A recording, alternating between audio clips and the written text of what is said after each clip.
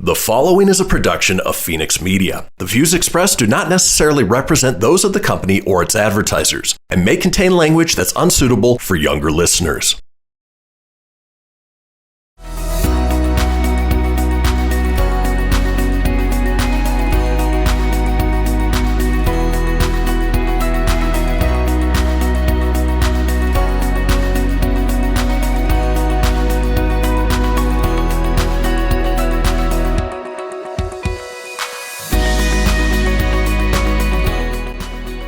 Welcome to the Dogish podcast, the only podcast dedicated to the topics, events, and personalities impacting parents today. My name is Jasen Arias, founder of Forever USA.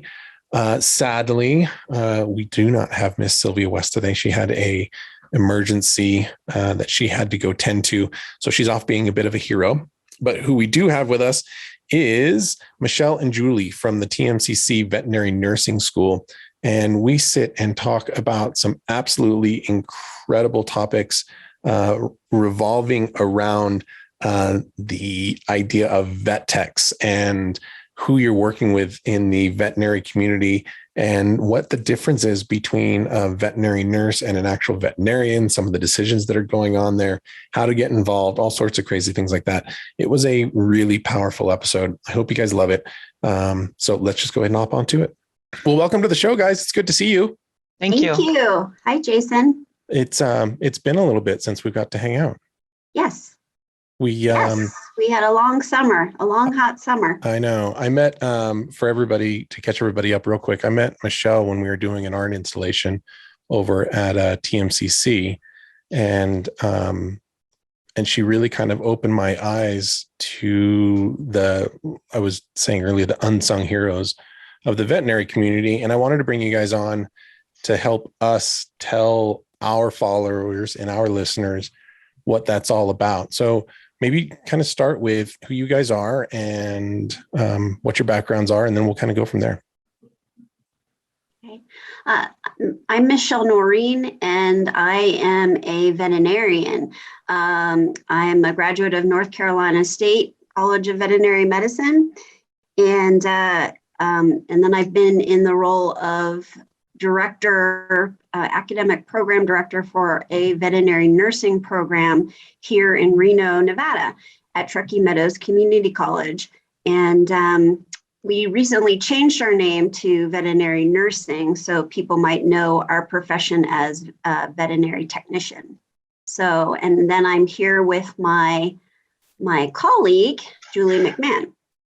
Hi, I'm Julie McMahon. I'm a licensed veterinary technician here in Reno. Have a long history here. Started in a practice next to my house back in 1988. And literally was just, cleaning cages, mopping floors, walking dogs. You started a practice next to your house? Yeah, I grew up next to a hospital. Yeah. Oh, okay. So, over the years, it's been my career. Some people think of this type of work as a job or a stepping stone to something else. And for me, since I was literally 12 years old, it has been who I am. That's what you've done. Yeah, that's what I've done. So maybe you guys can clear up a couple things, just even listening so far. Sure. Like, what are the levels? So like you've changed your name, instead of just vet tech, now it's veterinary nursing, but then there's the veterinarian. So, I mean, like, who are all the players that are involved in veterinary medical care, or like help me with some of the terminology? Sure. So it's the basic that most people think of the veterinarian in the veterinary hospital. But yeah, it's a lot more involved. The veterinarians really don't function without the veterinary technician. There's an initiative to change the name from veterinary technician to veterinary nurse, because technician doesn't quite encompass, it seems, everything that this support role does. It's really the right hand to the veterinarian. In the veterinary hospital, though, we also have to give credit. We have veterinary assistants. Okay. So they help the veterinary technician or veterinary nurse. And then we have the background, like Julie started out working in the kennels. So there's basic care of animals, especially if a veterinary hospital has a boarding facility or something like that. And then, of course, the receptionists, they're really the face of a practice. Yeah. So that's the basics of a small companion animal practice. Some of our hospitals have really become large, and a lot of different people, physical therapy and specialists. I was just going to say, like, what do you like? And I would assume that there's other specialists as well. Like, so you've got like a general, like, and maybe I can help understand this more just from a layman's medical. I mean, like, we've got a general practitioner, right? So like, that's your doctor that you family go to doctor, normally, yeah. right? Yeah. Mm-hmm. But then there's like specialists as well, as far as like if there was something wrong with the brain or the spine or like, Correct. Well, is that true or no? Yes, generally we think of veterinarians as being specialists. So yes, you can be a general practice veterinarian and then go on for further training to do a residency, an internship, then a residency, and specialize. But we also have specialists in the veterinary nursing field, which Julie can talk more about. So in general, your specialty practices or breakdowns of major ones would be, dentistry. I'm just going to say that because go team, go dentistry. But so on the veterinary aspect, it's dentistry, surgery, cardiology, internal medicine, physical therapy and rehabilitation. The list goes on and on. Like there's numerous levels of where you can really focus your passion in. And it's very paralleled in the technician side of it. And so we have a group called the National Association of Veterinary Technicians of America, and they basically help us regulate the path to becoming specialized in something specific. And so for us, there's opportunities, again, go dentistry. You can be a veterinary technician specialist in dentistry, surgery. Like Julie is. I was picking up on that. Like that must be where the cheering crowd's coming from. You can focus on just anesthesia, because as veterinary nurses, we're a very key part as what we consider an anesthetist, where we are vital in the roles of with animal anesthesia. There's radiology. There's tons. I mean, I think there's now 18 diversified specialties for technicians. So as a baseline, how many of those, and I mean, I don't need like an exact number. Sure. So Reno, we're a little under, I think 500,000 people here. What are we like for? Like, how many of those specialists do we have here in town? Is that something that you're only going to find in the big cities? Because I've heard like friends and other people talk about needing to go to UC Davis for things like that. So from the veterinary aspect, it's a fairly small community in the Reno-Sparks area. We have a couple surgeons. We have cardiology, internal medicine, physical therapy, and rehabilitation. Much beyond that, we're fairly limited and do still have to travel to the regional locations in Sacramento, Davis, or even sometimes the Bay Area. As far as the technician aspect of it, there's probably, honestly, I don't know how many, but I would say it's probably fewer than 10 of us in the Northern Nevada, Northern California region that have our specialty within our areas. Okay. So. Okay. Allison is perfect. I mean, she'd never tell you that. She's humble and perfect. She likes everyone. She even likes her untidy roommate's weird guinea pig. Allison, wait, are you texting and driving? Allison, no, that's the exact opposite of what I was just saying about you. Why, Allison, why? Texting and driving makes good people look bad. Visit StopTextStopRex.org, brought to you by the National Highway Traffic Safety Administration and the Ad Council. I'm Paul George of the Indiana Pacers. When I was 6, my days were spent playing basketball. When I was 6, my dream was to make it to the NBA. When I was 6, my mom had a stroke. So I want you to learn to spot a stroke fast. F-A-S-T. F, face drooping. A, arm weakness. S, speech difficulty. T, time to call 911. I'm Paul George. Spot a stroke fast. Visit strokeassociation.org. Brought to you by the American Stroke Association and the Ad Council. My name is Lola Silvestri, and I'm going to be 95 this year. I was very independent. I fell, and I had to have Meals on Wheels. America, let's do lunch. 1 in 6 seniors faces the threat of hunger, and millions more live in isolation. Drop off a hot meal and say a quick hello. Volunteer for Meals on Wheels by donating your lunch break at americaletsdolunch.org. This message brought to you by Meals on Wheels America and the Ad Council.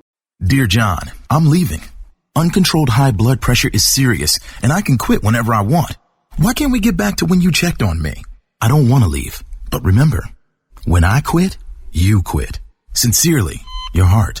Listen to your heart and don't let it quit on you. High blood pressure can lead to a stroke, heart attack, or death. Get yours to a healthy range today. For help keeping yours at a healthy range, text PRESSURE to 97779. A message from the American Heart Association, the American Stroke Association, and the Ad Council. WWE superstar Alberto Del Rio. Take 1.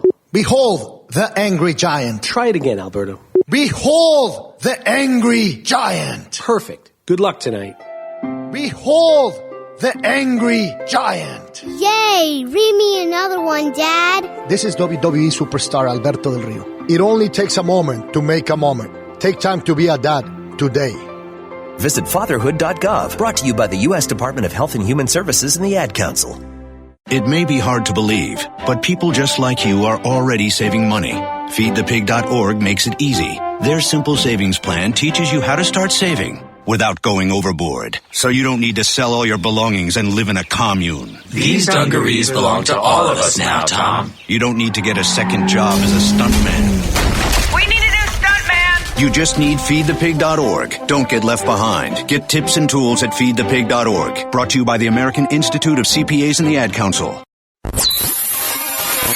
You're listening to Fenix Media. Listen live and explore more great shows at FenixMedia.us.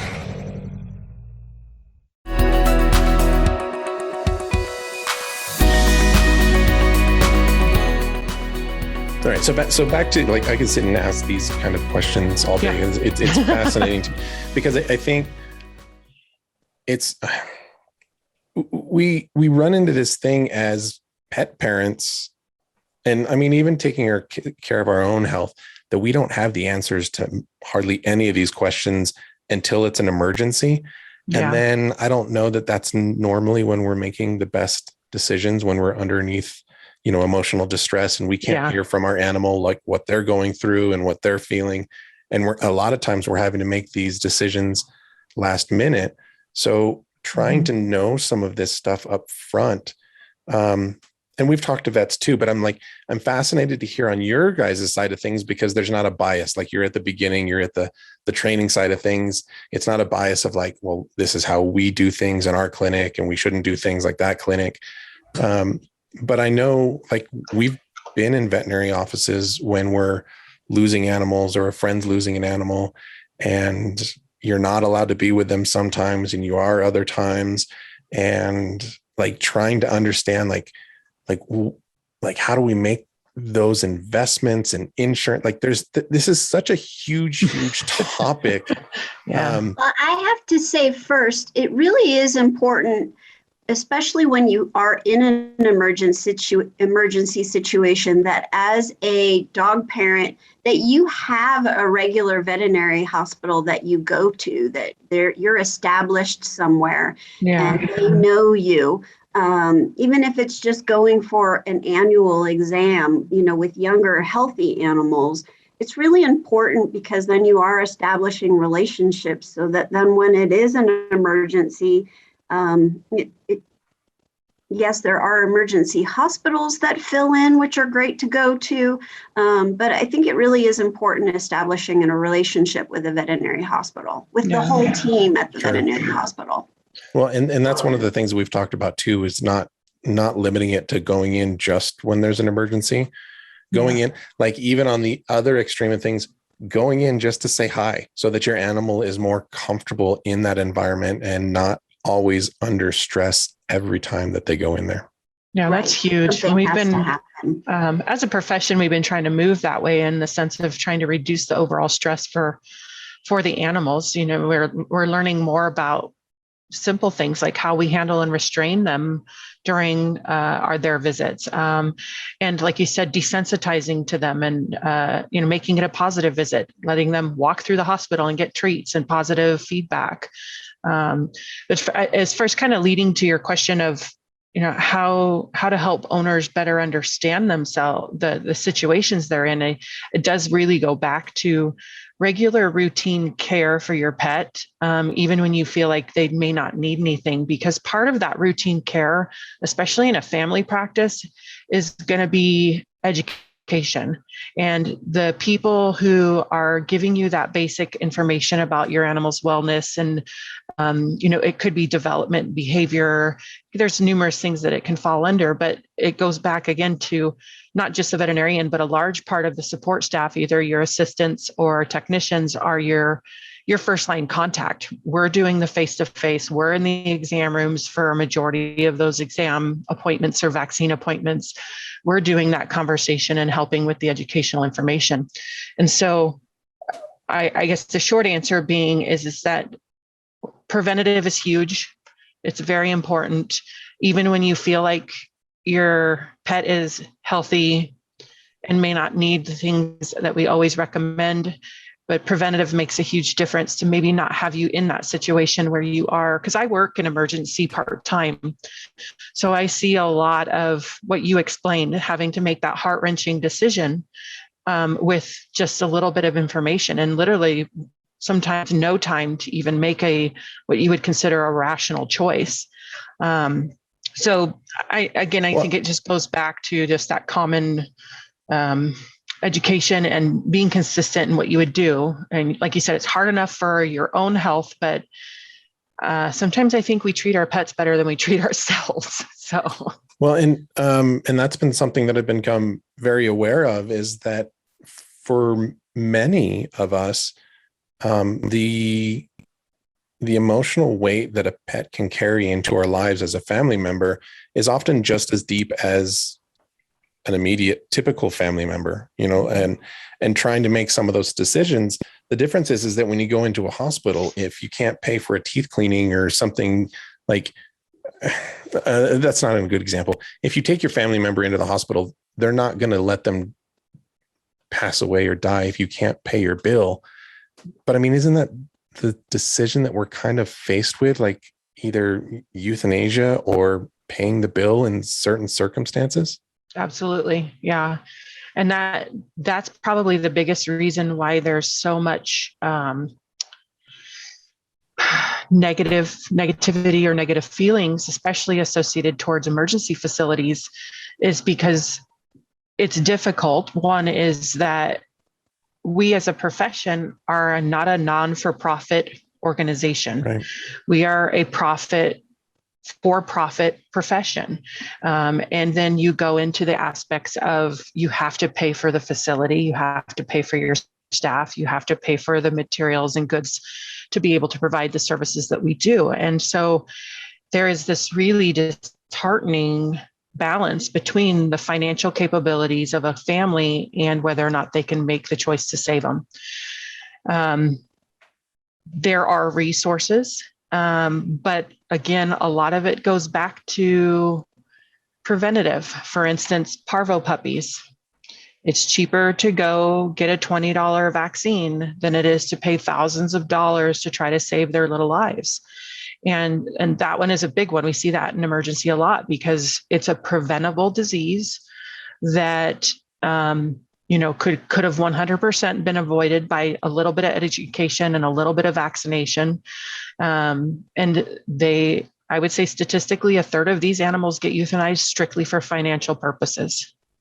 So yeah, it's a fairly decent number, but again, it goes back to that we're not a shelter. We're not a not-for-profit. That's a big part of it, which people don't take into consideration. Yeah. No, but we don't have government backing. We don't have insurance companies. There's getting to some of that is moving. Like for instance, some of the pet insurance companies are now starting to do direct payment to clinic. which is huge for some families, right? Because who has $3,000 out of pocket to pay for something? And so if their pet is adequately insured and paying, then they just meet their deductible and then they're good.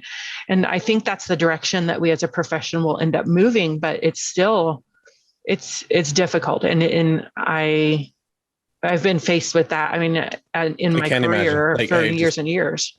I've never envied being on your side of things, trying to work with a family making those decisions. No. And the reality is it's us, it's the support staff, it's the assistants, the technicians, the customer service representatives that are having to go through that with them. The veterinarian will, give them the information to help them make the best decision. But then a lot of that's left to us as support staff to help them figure out, can they financially figure it out? And if they can't, what's the next best step? That was one of my first experiences when I was a vet assistant before I went down the road to go to veterinary school. And a family brought in a puppy, husky puppy that had been playing, the other dog. It's the puppy's eye prop toast, so it came out of its socket from the roughness of the other animal. And so my role was that I was just adding moisture to that eye that's now out of its socket while the veterinarian was talking to the owners and coming up with a plan. And they didn't have the money, and they didn't want to put the money into the surgery then to either remove the eye or put it back in. And I remember spending all this time with this puppy, and then the choice was made that they euthanize the puppy. Jeez. And it was really frustrating because I feel like sometimes people too, they can spend a lot of money for a puppy and all the things that go along with it, but then aren't prepared for the emergency medical care. So that's a whole other. That's tough. Yeah, it is. It's a really hard.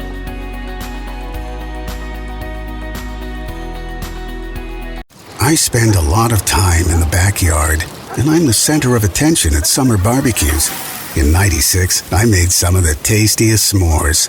And in '09, it was me, your backyard fire pit, that accidentally started a wildfire when a summer breeze carried one of my embers into some dry brush. Spark a change, not a wildfire. Visit SmokeyBear.com, brought to you by the U.S. Forest Service, your state forester, and the Ad Council. Only you can prevent wildfires.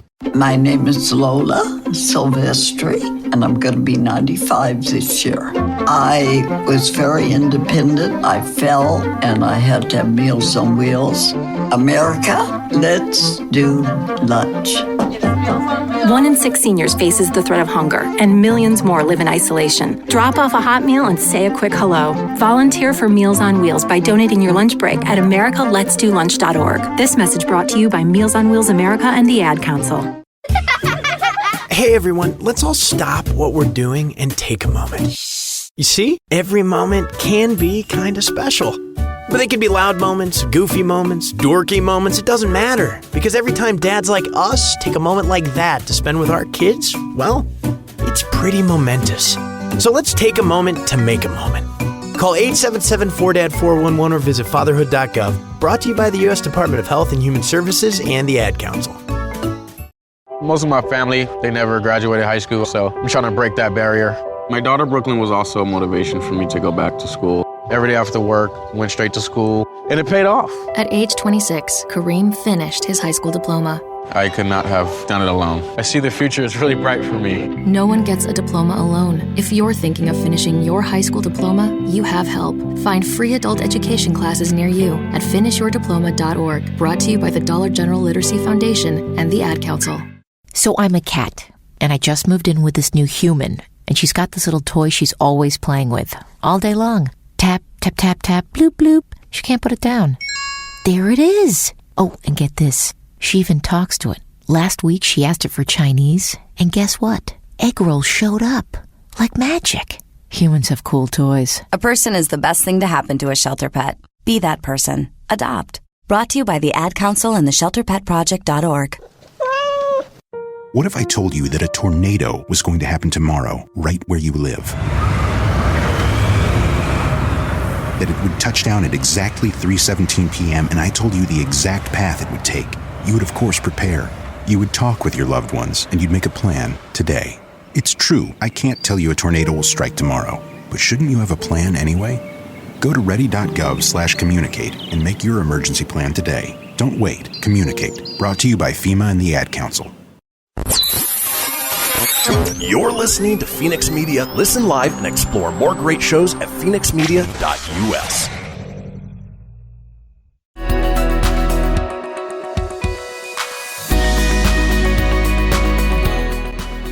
It's tough. And then, I mean, we're ending up, and I know you guys wanted to talk about the impact that the last year and a half, almost 2 years that we're going on with COVID has had. But I mean, that plays into not just the staffing that we'll talk about, but also the financial. I mean, if you don't have it, you don't have it. No. Right.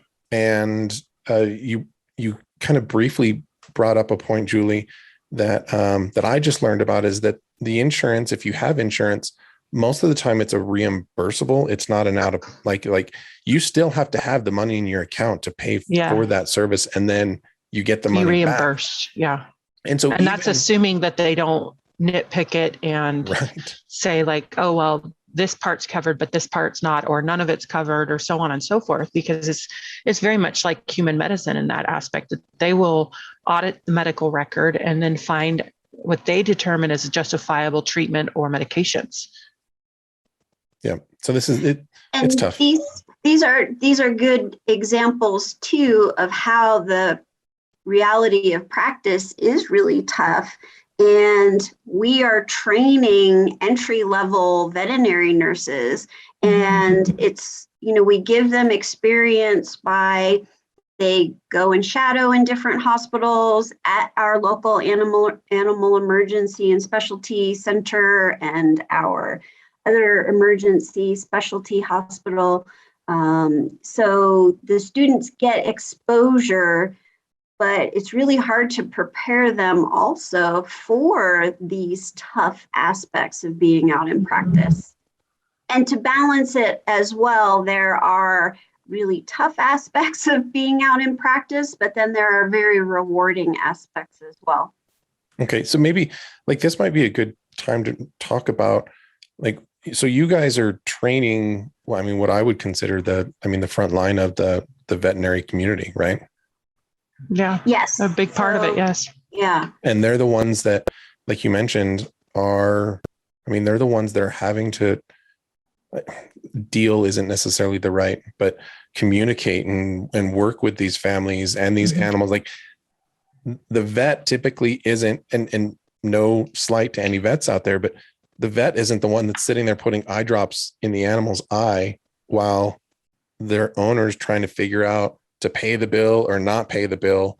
You have somebody that could be fresh out of school, or you have somebody that is trained, sitting there with these animals going through and you're in, sorry, I know I'm jumping all over the place, but my brain is just like you're in this industry because you love animals so deeply.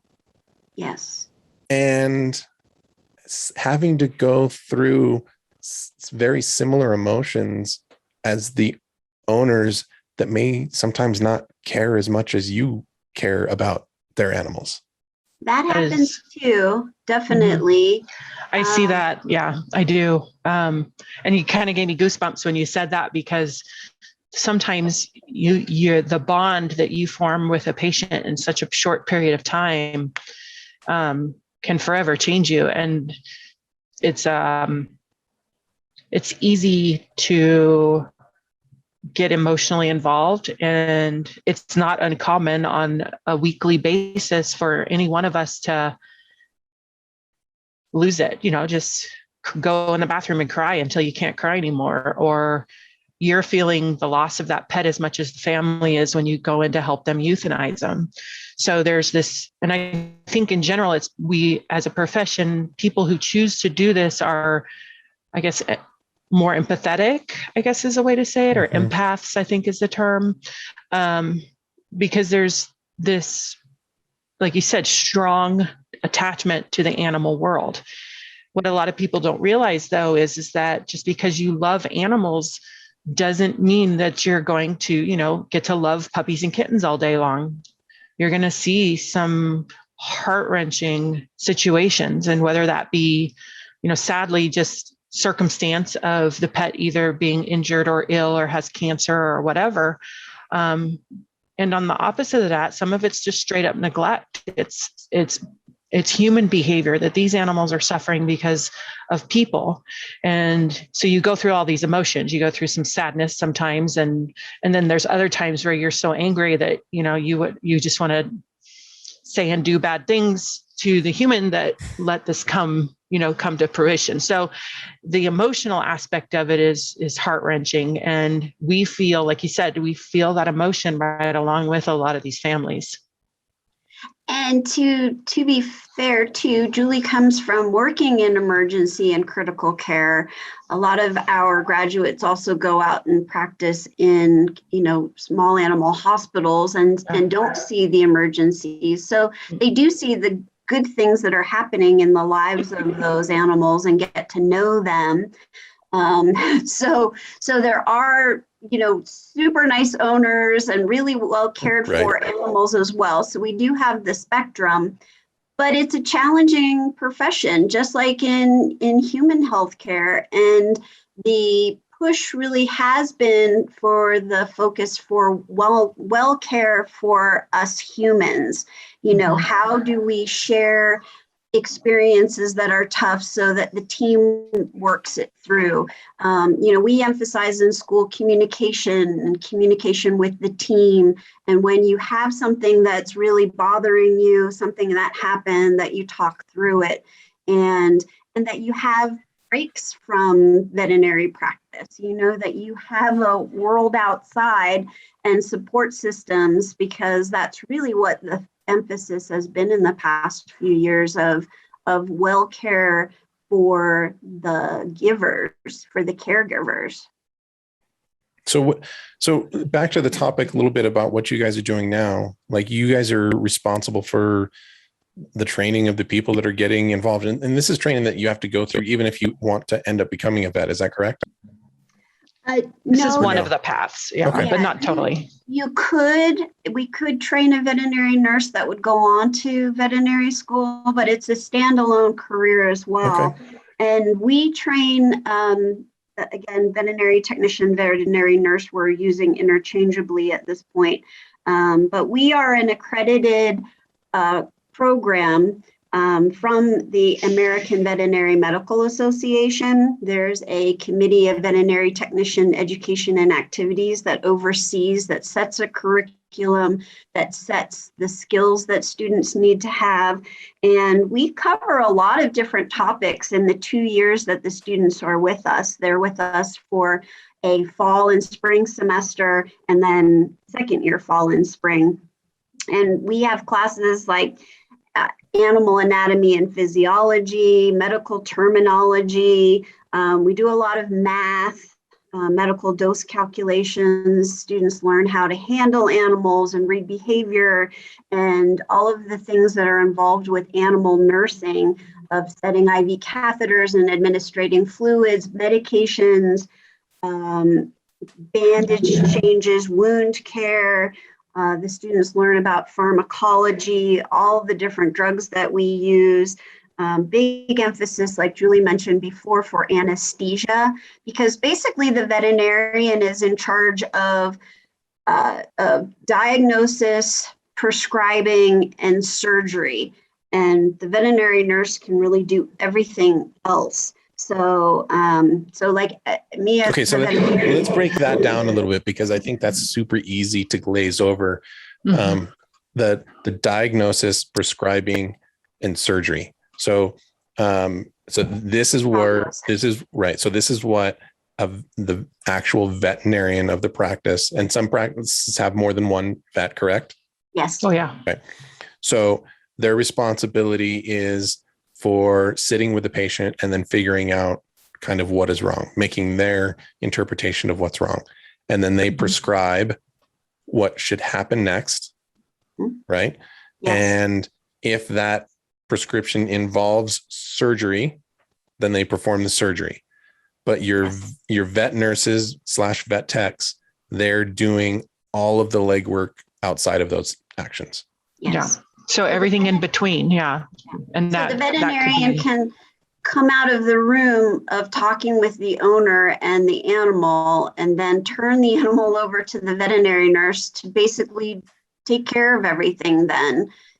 Draw blood for the workup with the, for lab work and get an IV catheter set and start fluids and administer medications and watch that animal while they're hospitalized. And yes, if it needs a surgery, then they're the ones that are getting everything prepped and ready for surgery. Gotcha. So what I'm hearing is that if your animal's going to be in the hospital for a few days, that the donuts need to be brought to the vet tech. Like that's who you want to buddy up with. We love junk food. Yes.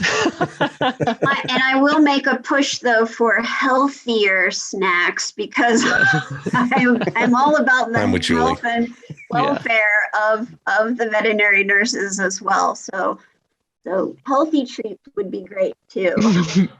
Yes, we like our fruits too. Fruits, vegetables. Yeah. On we top still of like cake. Our junk food. Like yeah, we still like our cheesecake. junk food. Yeah. So, but yeah, Dr. Noreen is right in that, and of course it depends on your skill level as a veterinary nurse. For me, I've been literally, it's all I've ever known. It's what I do. So I have a lot of, base knowledge. I have a lot of extra knowledge that I've been able to acquire over the years. And so at some point, what really needs to happen is that you build this trust with your team. And that would be including your veterinarian, your technician or nurse, your assistant staff, and even your CSRs to help with communication. And so, but it's going to vary based on the trust between your team, and the skill set that the team has. So it's going to vary. But ultimately, it's not uncommon for a doctor to do their exam, discuss with the client the information. We're not only dealing with the preparation of diagnostic samples, collection of whatever else we need, like she said, IV catheter fluids, medication administration, preparation for surgery. But then we are also oftentimes, and especially in my setting, we're also doing a lot of the financial part of it. We're also going back in and explaining in the estimates, explaining to the families, this is what you're paying for, and giving you the value or helping you understand the value of the services that you're paying for. Because that's, if you get right down to it, again, going back to that part of it is families need to know what we're doing and why.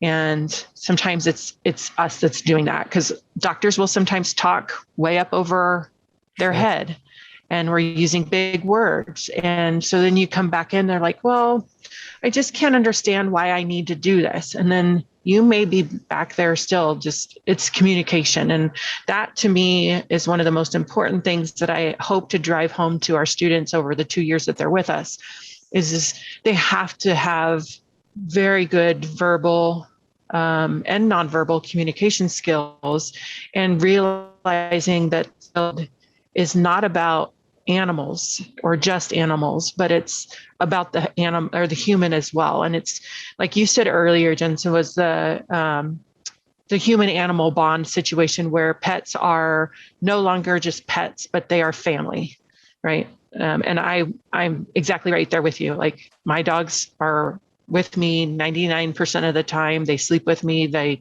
eat dinner with me. Like they're my companions. And so I get that. But I also come from a generation where pets were still pets, lots of working dogs, cats live and die by the road kind of mentality.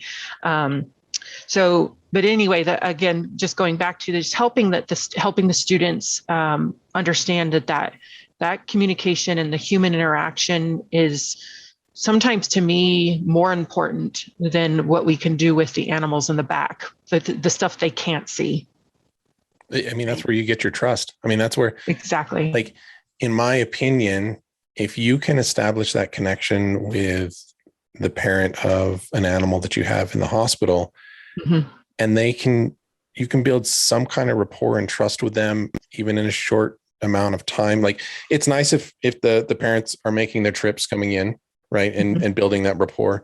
But in that time, the amount of anxiety that you can bring down for them, knowing that they're with somebody that they know cares on the other side of that wall back there is like night and day, not just for them, but even for the staff up front, so that they're not getting angry phone calls and they're not getting, I can't even imagine some of the stuff that you guys have to deal with the parents that are like stressed out, like, okay, it's been 10 minutes. What's going on? Okay. It's been 10 minutes. What's going on, over and over and over again. And I have a total amount of empathy for them, because that's a really, really difficult thing to go through. Scary, but at the same time, you're taking staff away from being able to help your animal in the back, and trying to find that balance. So I love that you guys have an emphasis on the human connection at the same time.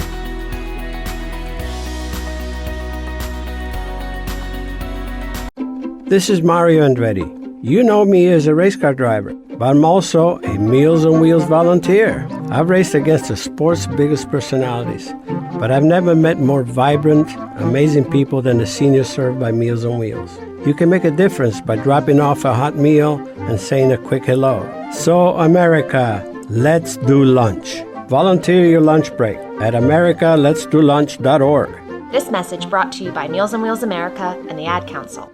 People been saying to your friend, get a different face, and posting on their feed, they're super ugly. The things they say to them online are cruel and they're not true. So tell your friend, I'll stand up for you. Don't worry, I know what to do. Know someone being bullied online? You can be a witness and make a difference by letting the world know it isn't cool, and by letting your friend know you care. Learn more at eyewitnessbullying.org. Brought to you by the Ad Council. Hope you enjoyed your meal. And I just want to say, he's lucky to have a brother like you. Lucky? Caring for my brother is far from easy. But he's a part of me, like my arms and legs, so I'll be his. No time for tired. Nothing can disable this love. He needs me, but I'm the lucky one, even though I need help now and then. If you're caring for a loved one, visit aarp.org/caregiving for care guides and community. Support for your strength. Brought to you by AARP and the Ad Council. Allison is perfect. I mean, she'd never tell you that. She's humble and perfect. She likes everyone. She even likes her untidy roommate's weird guinea pig. Allison, wait, are you texting and driving? Allison, no. That's the exact opposite of what I was just saying about you. Why, Allison? Why? Texting and driving makes good people look bad. Visit StopTextStopWrecks.org. Brought to you by the National Highway Traffic Safety Administration and the Ad Council. I'm Paul George of the Indiana Pacers. When I was 6, my days were spent playing basketball. When I was 6, my dream was to make it to the NBA. When I was 6, my mom had a stroke. So I want you to learn to spot a stroke fast. F-A-S-T. F, face drooping. A, arm weakness. S, speech difficulty. T, time to call 911.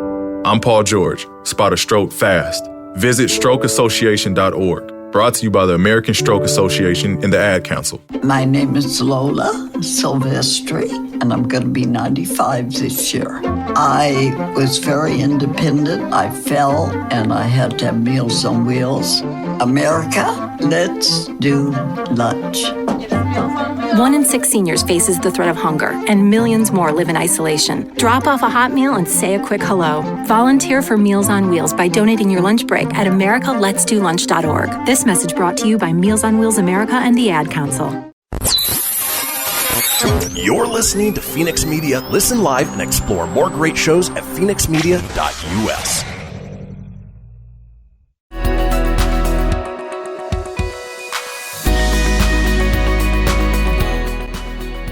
It feels really good when, you have a client say to you, you know what, I'm so glad you're here today. Yeah.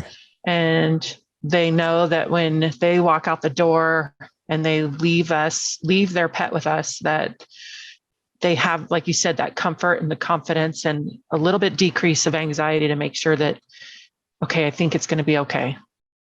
So what's the supply and demand in the industry right now?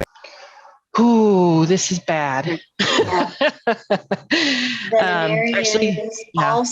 Veterinarians, veterinary nurses are really in demand.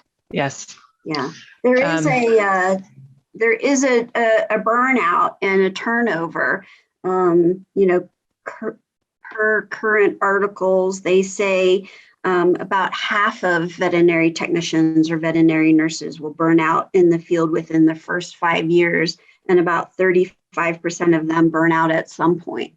So I think so is that, do you think, dealing with people or dealing with animals? Like, if you had to, like, can we help the veterinary community more by being more understanding and knowing what's going on to prevent that burnout? Or is it just a reality of so many difficult decisions every single day dealing with animals?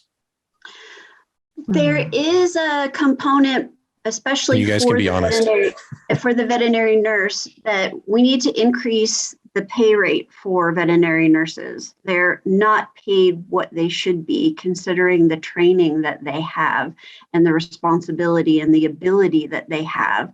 So there are some hospitals that realize and are trying to pay better salaries. But that's a component. Sometimes we have some of the old school veterinary hospitals where maybe the veterinarian is doing more than, they're doing more of the tasks that should be for the veterinary nurse. So, giving them the responsibilities that they're trained for and paying them appropriately. I think when you compare in human medicine, I always give the example where some people will shop around, they have a dog to get spayed, and then they might say, oh my gosh, that's costing, $600 or something. And can you imagine, though, for a hysterectomy for a woman, of how much that costs in the human field? So I think just kind of keeping in proportion of, the care that you're getting for your animal. And yes, it is going to come at a cost. And that then too, in some of our corporate practices, that the veterinary industry needs to be paying our support people better. Yeah, very much so. Yeah. So to add to that is financial is a huge part of it. And we don't get into vet med to get rich, but we do need to make a livable wage. And I would say if we did a real survey, I would bet that close to 50% of all support staff have one or more jobs, meaning that we all have some form of part-time job, like to make ends meet. And that sometimes is even true for the veterinarian, because it is now considered a second income profession. So which gives you a real big eye opener in the sense of what the value is of these medical professionals. And then the other part of the burnout aspect is that we as people, again, I think it's the type of people who choose this field, are very bad at setting boundaries. And we will work 12, 13, 14-hour shifts, work 60, 70 hours a week, and keep going and keep going. And part of it is that, once you build that team and that trust between each other within the doctors and the support staff, that you don't ever want to let someone down, right? Sure. You're like, okay, we're short staffed. We have 14, 15 patients in the hospital. There's 4 of us in the hospital. If I go home, now there's only 3.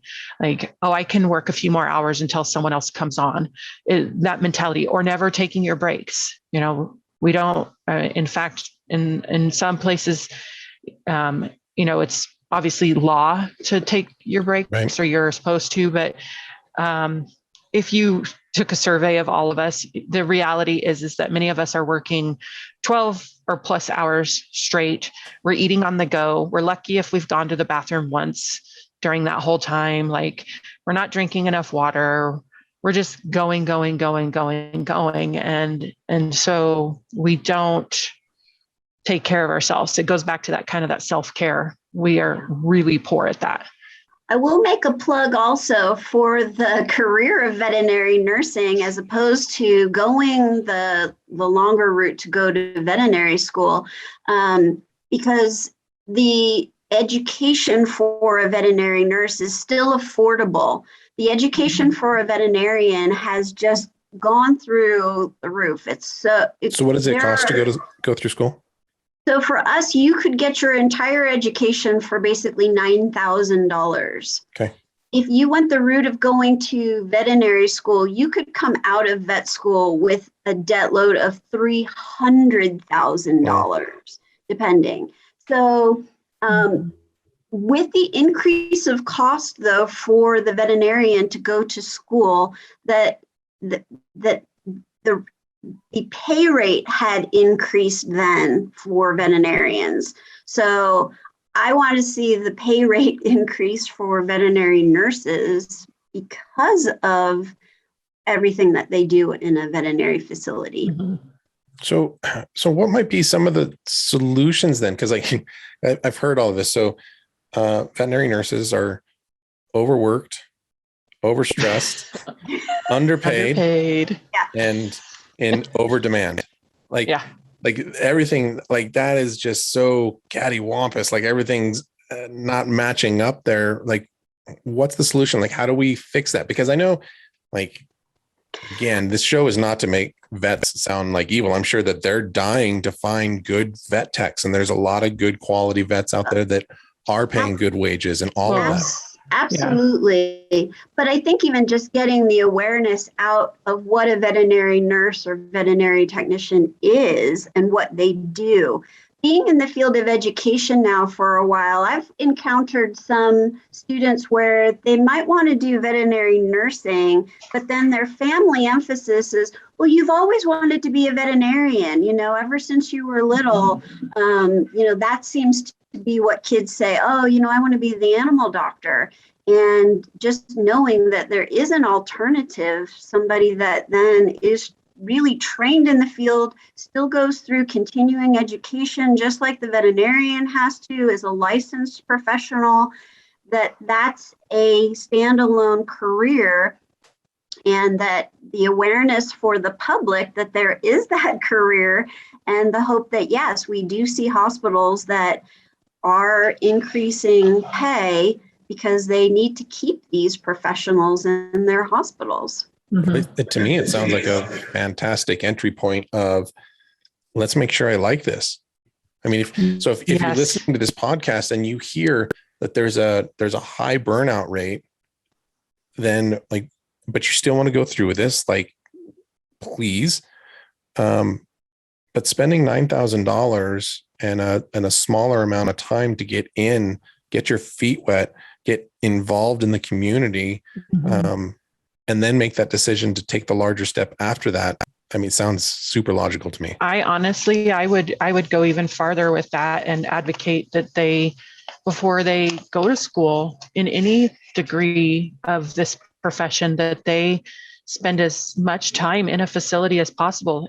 Even if they are cleaning kennels and dealing with vomit and poop and, barking dogs all day, that they see that before, because I think some people go in with these rose-colored glasses, and I've seen it over the years. I've had people beg me for this is what I want to do. I want to do. In fact, this was years ago. And one girl, I hired her, and then, the same day, my boss's daughter's cat had been attacked by a raccoon, and it was pretty beat up. There were bones sticking out of places that shouldn't be. And she saw that, and that was her immediate realization. She's like, oh my God, I can't do this. So I think spending a little time volunteering in shelters is a good way, because you see the discarded pets. But also just either getting hired before, doing some type of small assistant work, even if it's going in and talking to clients, things like that, it helps you realize exactly what you're getting into, And so I do feel like you need to know what you're dealing with. And, because in some levels, some people, they don't realize the repetition that we do. We do a lot of the same things day in and day out. And, for instance, a lot of people think emergency medicine is just super glamorous. And I always tell them it's 80%, routine stuff, vomiting, diarrhea, broken toenails, cuts on feet, things like that. And it's like this tiny little portion of what we call super cool medicine. Like we're like, oh, we got to do X, Y, and Z today. This is great. So, but that's true in family practice. It's true in shelter medicine. It's true in all types. So just those realizations in general, I would say, just opening your eyes to really what the profession means and whether or not you want to do it. I guess another example I have is this isn't vet related, but my daughter, for whatever reason, wants to go to mortuary school.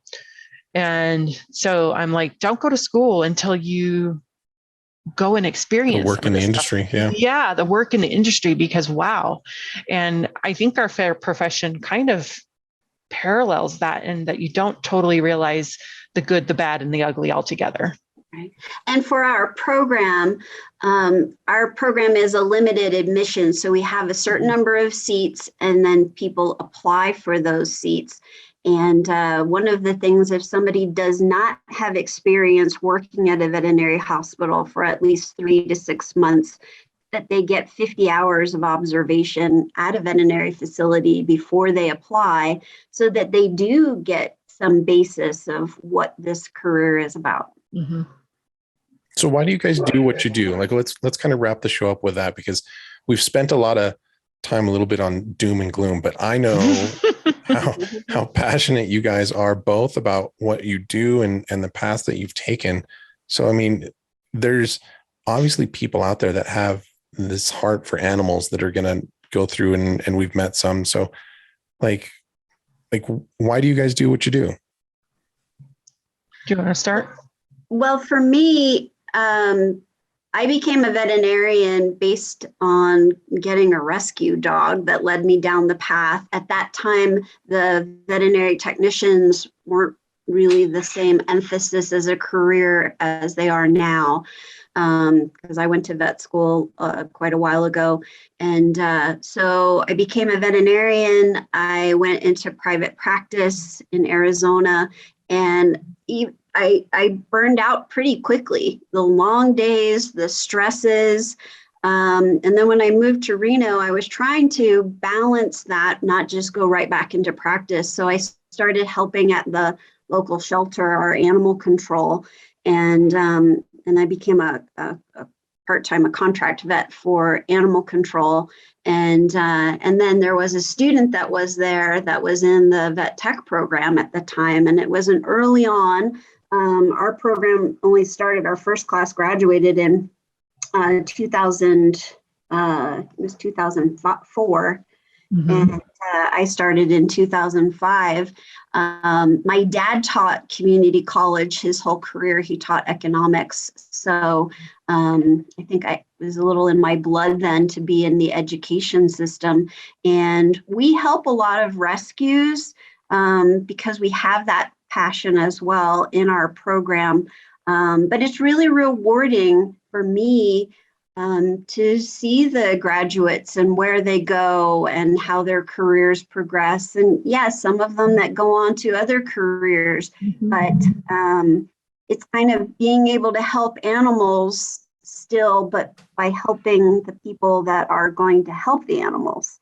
So that's why I've been in this profession of education for as long as I have. Love it.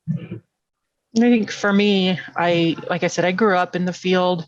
I also grew up with a very animal heavy family. We raised hound dogs, and we had at any given time like 15 or more. So like totally 15 or more immersed. hound dogs around. Yeah. That is a loud house. It's loud. A lot of noise. And so as you can imagine, like I've fully been immersed. And I think the pivotal thing for me was one time we had a Sheltie who she whelped her puppies in the closet of my bedroom, she just randomly chose that spot. And like watching that experience and seeing her care for them and the development of the puppies and the growth. And that was like, I think, a real big stick to me in my mind. And then I ultimately, by some stroke of life, ended up living next to a vet hospital. And so when I was very young, I was cleaning cages, mopping floors, walking dogs, doing the dirty work. And I stayed with that practice for 13 years. And for me, it was as much the love of the people not just my coworkers, but my clients, like my people. It was as much about them as it was their animals. And in companion animal, like in family practice, you do form this bond, this relationship. Like you get to know people, you watch them grow, you watch their pets grow. Sometimes you're watching their children grow. And then their kids are coming to bring their pets in now, Sure. like that kind of thing. And then after that many years, I really was starting to struggle with what do I do next? I felt like I had plateaued a little. That's when I ended up getting my LVT, which was in the early 2000s, which is licensed veterinary technician. And then I was really fortunate to work with a doctor who recognized that I needed to do something more. I was going to leave the field. I was actually in dental hygiene school. And he said, hey, there's a specialty in dentistry. And he's like, would you like to pursue that? And so my practice then helped support my movement for specialty into dentistry. So I essentially became a doggy hygienist. And so the neat thing about that is that I was at that burnout point. I was at that realization where I either had to find something new or become leadership or management. And that's definitely not my gig. Mm-hmm. So having that ability, that prolonged my career for another like full-time practice for almost another 14 years. And I stayed with the same doctor there. So you asked earlier, I'm sorry, this is a small tangent, but you said, how do we keep our technicians? And one is to support growth. I think that's huge. Support growth and development, and don't let them become stagnant, because that's what is a big, big killer of making people not want to stay, is just that part of it. So I was fortunate in that. And then I've always been an educator. I have been very fortunate to do this on a informal platform for probably 10 years, and then part-time at the college for a long time. And then when the opportunity opened up to become a full-time educator with the college, I couldn't say no, because this is what I love and the reason that I'm here. And I wouldn't keep teaching students if I didn't believe that it was worth their while to move forward. Love it. Yeah. Love it. Love it. Well, I'm assuming anybody that's interested in talking to you guys directly about signing up with the program or has more detailed questions, they could reach out to you guys directly. Absolutely. Yeah, if you go to the Truckee Meadows Community College, so TMCC.edu, the website, and put in the search bar veterinary nursing, comes up with information about the program and a way to contact us. Love it.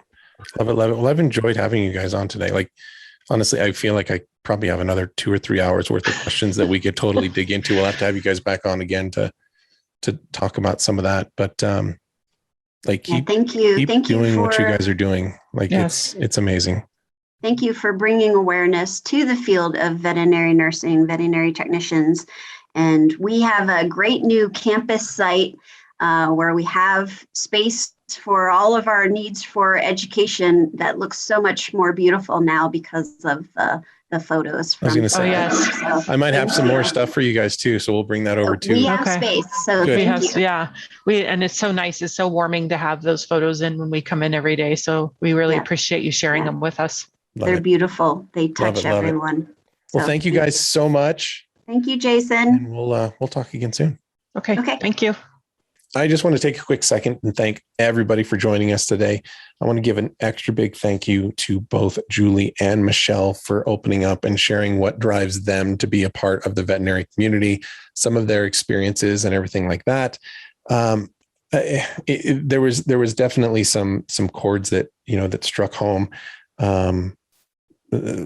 My parents had to go through an experience of losing one of their dogs, and they have some connections to that. So there's a closeness that I have with these women, and it was great having them on the show.